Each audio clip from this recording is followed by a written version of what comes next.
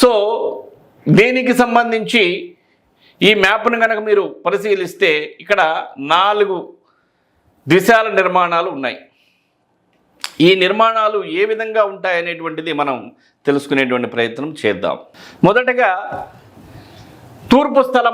తూర్పు స్థలానికి సంబంధించినటువంటి నిర్మాణం. ఈ తూర్పు స్థలం నిర్మాణం అంటే ఇది ద్విశాల నిర్మాణం చేశారు, ఎల్లాకారంలో నిర్మాణం చేశారు. ఇది అపార్ట్మెంట్ కావచ్చు, హోటల్ కావచ్చు, స్కూల్ కావచ్చు, కాలేజీ కావచ్చు, లేదంటే ఆఫీస్ రూమ్కి సంబంధించి కావచ్చు, లేదు ఏదైనా వ్యాపార సంస్థ ఏదైనా కావచ్చు. ఇది ఎలా నిర్మాణం చేశారు చూడండి.